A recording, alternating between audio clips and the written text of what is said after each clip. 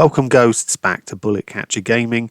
This is part 3 of the Advanced Warfighter 3 concept video idea. This one's going to be a long one. So with lots of in-depth information regards to mission ideas, things like that. Sandy is obviously here with me and he's going to take you through that. Apologies for this one being slightly delayed, A, because it's longer, and B, I've been ill for the last few weeks. So really sorry that it's taken a bit longer than normal, or than it should have done.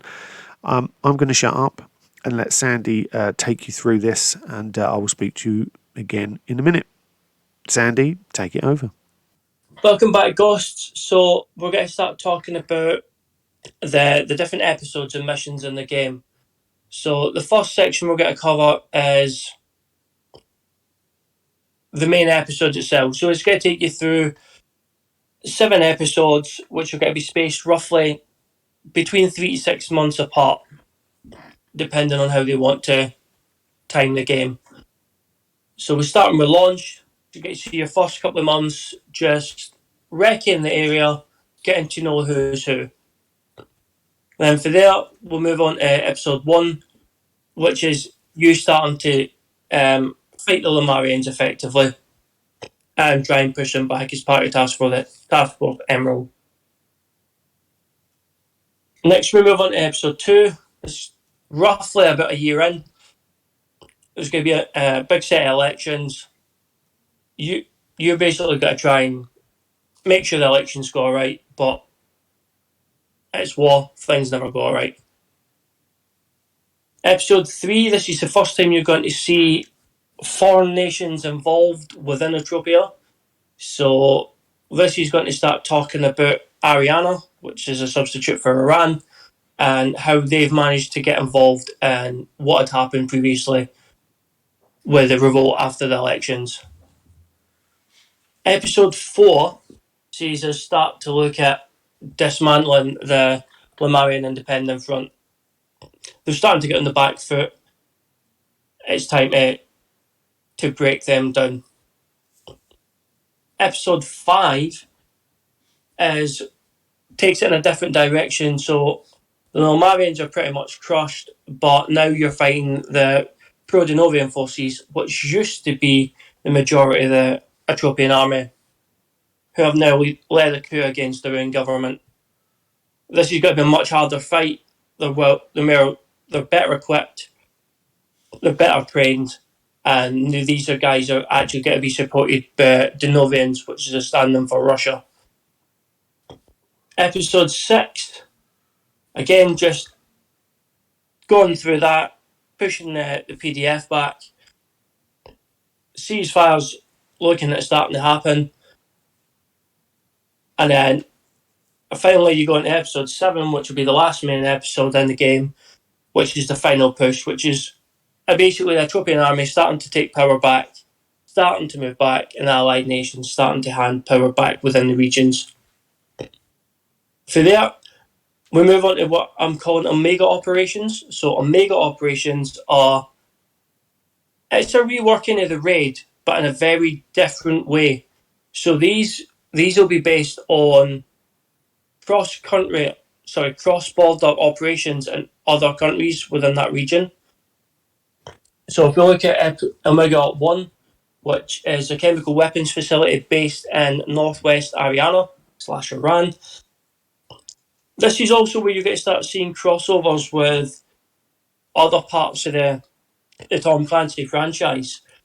You will be working under the CIA for this, and you might notice if you look in the screen that you will be working under a CIA agent called Jack Ryan Jr., who anybody for the Jack Ryan series will know well. Omega 2, again, takes place in Ariana. This is, again, working with the CIA and the Intelligence Support Agency for the American Army. And it's going to be looking at taking out terror training camps within that northern region. Omega 3 is going to be your first one that actually takes place in Denovia. This is going to be fighting a high-level FSB agent for chemical weapons. And again, you're going to still be working under Jack Ryan Jr., but this time there will be a small element and a bit of crossover between Sam Fisher and the Fourth Echelon, which will become more apparent later on within the game. Omega 4, this is going to be a Rainbow Six crossover. This one happened in Gorgas, which is a step in for Georgia.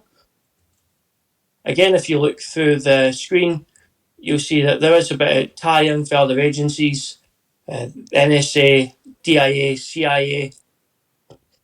You're still going to be working under Jack Ryan Jr. And you basically got to be going up against local smuggling groups and a couple other bad guys. Omega 5 slightly different. Again, this takes you back to Ariana. This was loosely based on a thing that actually happened during Iraq, where British troops were captured by Iranian soldiers, but apparently going across the waterline. So I've just recreated that. Allied nations being taken captive and you having to rescue them. Omega 6 is your first one that's going to be in Turkey. Again, it's got to be going back after terror cells that plan to be working in Ariana. Wrong. And Ethiopia. But Omega 7 is going to be an attack on the US Embassy within Gorgas, which is standing for Georgia.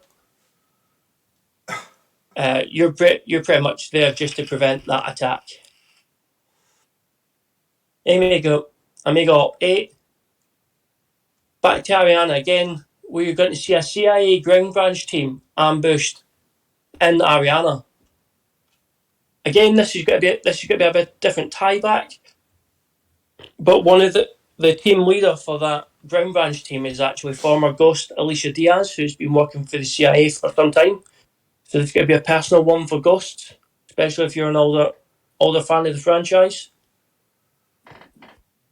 Omega 9 is a PDF false flag. This is going to take place just over the border in Denovia, and you're basically going to be stopping an attack designed to make it look like allied nations have crossed the border into Denovia. Omega 10, again, back into Turkey for another operation there, taking on Lemurian fighters who have been getting trained and aim to attack Turkey and Ariana to bring other fighters into the region. Omega 11 is going to be another false flag effectively. The Bodak are planning to create a false flag by using captured allied nations uniforms and making a cross-border attack into Ariana and hitting on a large airfield. And Omega 12, so this was based on a TV series a while back called The Brave. A US satellite malfunctions and basically crash lands into Denovia. Your team, as well as a team for the DIA that you're supporting, are going to go into Denovia, find the satellite, retrieve the information, destroy the satellite. But there's going to be other teams for Denovia, for Ariana, basically hunting you at the same time, looking for the same kit. So next we moved for the Mega Ops, so that's 12 Mega Ops. Now we're going to move on to the special events. These will all take place within Atropia, and these are kind of for the main set missions for the game. So we start off first with Special Event 1, which is a prison break. Loosely based again on what happened in Afghanistan in the early years, where a joint American and British team took back a large prison that the Afghans had rioted in and took control of. So this is basically a similar idea. Large prison, Atropian bad guys have taken over and are trying to escape the prison. Special Event 2 is an underground bio facility.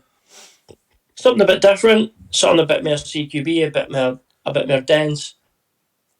You're going to be working with a contingent for German KSK who are in the area, and basically the facility's been breached. You're there to make sure that nothing leaves that facility and any enemy on site are taken care of. Special Event 3 is a hijacked super tanker. Again, another terrorist incident, which is going to be pushed towards trying to take out the capital city of Baku. You'll need to board the ship, stop the ship, kill the enemies. Special Event 4. Again, this one's a bit different. There's a bit more writing in this. This was taken verbatim for somewhere else. But there's a few large dams in that area, and the Lemurian Independence Front want to blow up the dams and flood Ethiopia.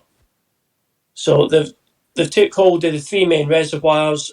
They've planted the explosives and plan to detonate it at the same time. Yourself, the Ghosts, along with other Allied Special Forces, are all going to be conducting missions to take out the enemies on the dams before they can be blown. Special Event 5. So we've got the Allied Nations Embassy Siege. Again, just harking back to some things that really happened in the past. Terrorists have took the Allied Nations building hostage. Your team's going to go in there, make a dynamic entry, rescue the hostages, kill the enemies. Special Event 6. Again, similar scope. Aeroplane hijack. The Lemurians have taken control of a plane on the ground. They're holding hostages and they want them exchanged for a prisoner exchange. You are effectively tasked as Ghosts to end the siege, board the plane, rescue the hostages. Special Event 7, this one's a bit different. So Colonel Mitchell and Brigadier General Grey, who some people may remember used to be the commanding officer of the Ghosts back in the day, have been in country. As they were flying back, their helicopters being shot down. You're now the combat search and rescue team to make sure that both Mitchell and Brigadier Grey get back. Nice throwback to previous Ghosts. Back to the main kind of missions again. So Special Event 8. The Lemurians plan on making a sarin attack in the Baku metro station. So you're going to board the metro, take out the terrorists, and stop the metro train from crashing.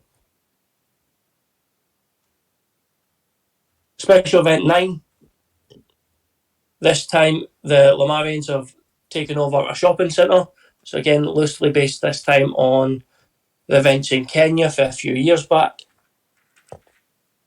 They've taken hostages. Security forces have been injured. You're going to go in and secure the building, rescue the hostages. Special Event 10. So this one's based on what happened to two SAS soldiers in Iraq who were captured by local police forces, who then tried to sell them on to insurgent forces. In this variation, it's three members of the ISA, American ISA, who have been captured. Again, this one brings back another former Ghost, Ghost Captain Abdul Mazik, who was mentioned in one of the previous novels. He's now working for the ISA. Special Event 11, another train mission, this time slightly different, so it's a main train line mission. Again, the Lemurians are still adamant that the terrorist route is going to work for them, so they're trying to find any way they can to get bombs or terrorise the local population into surrendering. Special Event 12, we move back to something a bit different this time, a bit more conventional. You've been working at Mob Spear for the most of it, but recently you've been working at a smaller base, Fort Raccoon. Whilst you're in Fort Raccoon, recovering for another operation, Fort Raccoon gets attacked, and you're going to basically help the Allied nations repel that attack,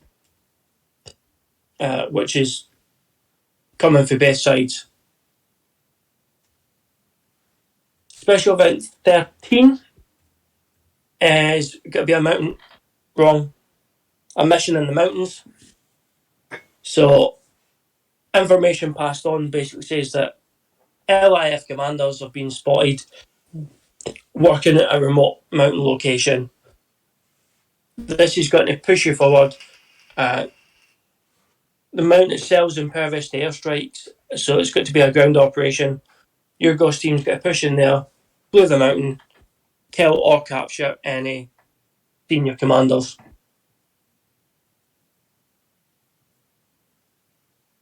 Special Event 14, this is against the PDF this time. They have a Cold War era underground bunker which is believed to be storing a mass amount of ammunition, weapons, vehicles. These need to be destroyed. There's also a rumour that there is a Soviet-style armoured train in there that needs to be destroyed. It needs to be confirmed and then destroyed. Special Event 15 sees the return of the Yeti. You remember the Yeti for Ghost Recon Wildlands was actually just a human sniper. This time the sniper's using a much bigger weapon. I doubt many people have heard of it, but it's a 20mm anti-material rifle, and it is a beast. You will be able to win that in game if you complete that mission. Special Event 16 sees you working with German KSK again after an attack on Fort Münster, which unfortunately killed a lot of German Allied nations troops.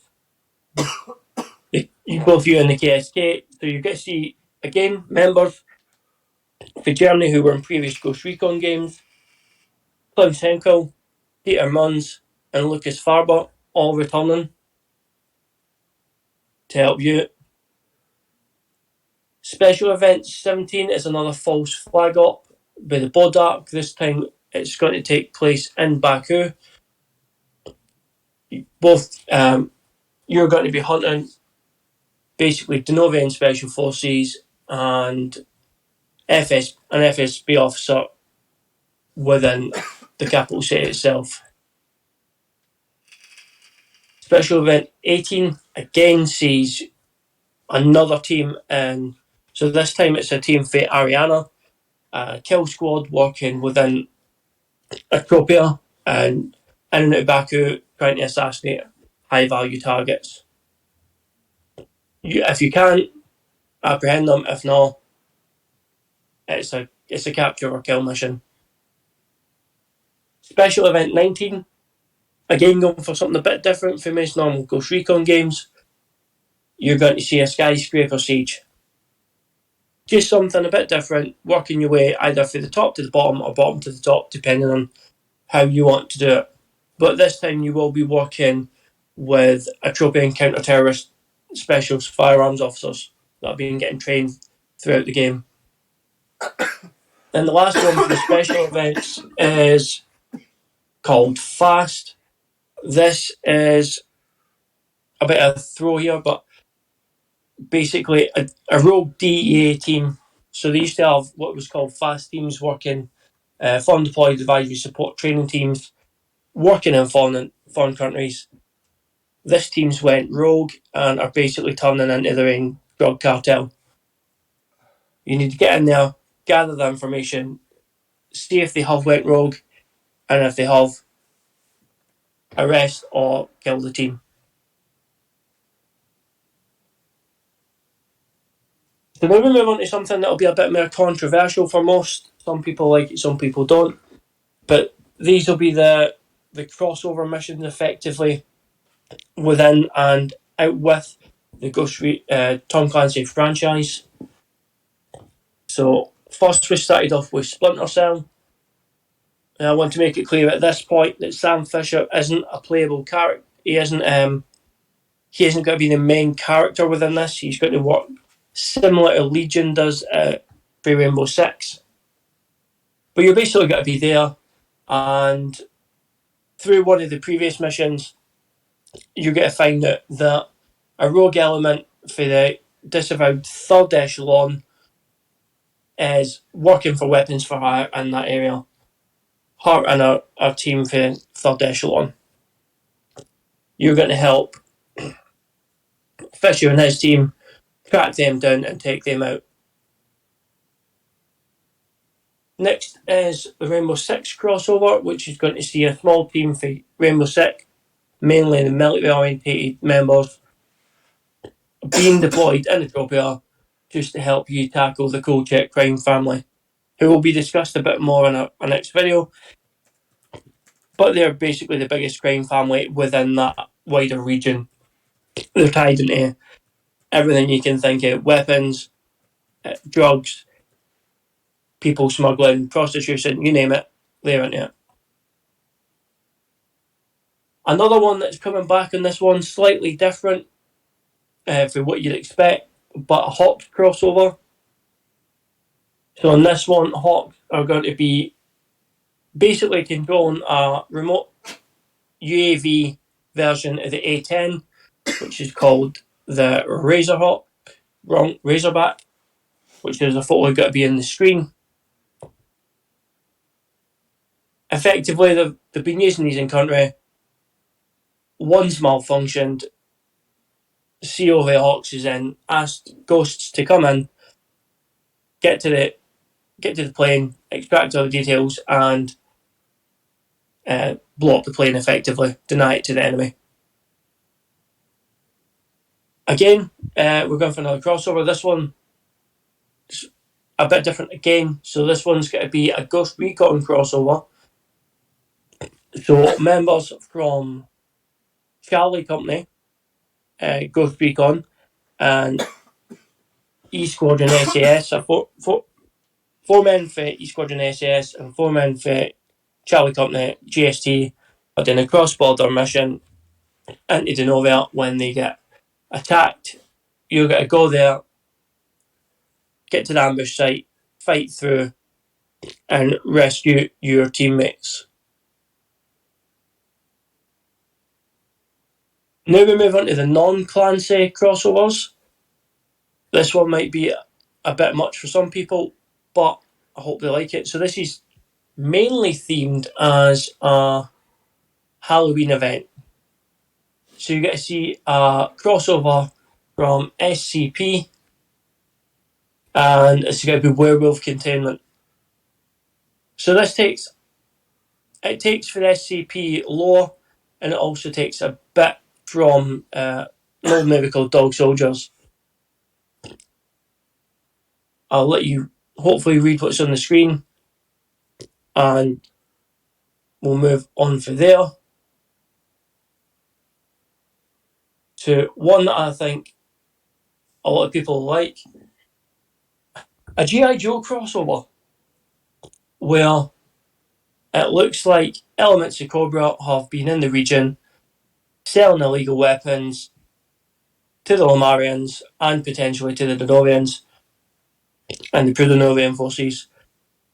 A team for G.I. Joe will land on the ground and you will help them basically take out Cobra and secure the bioweapons that are being used.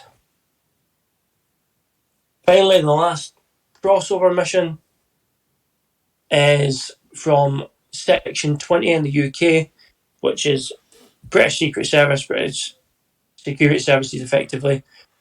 A shadow group within MI6, just simply called Section 20. They've been hunting a rogue MI6 agent, have come under heavy attack in Ethiopia, and have asked for immediate support for the ghosts in the area. Now, The next set have been covered previously, but we'll just go back over them quickly.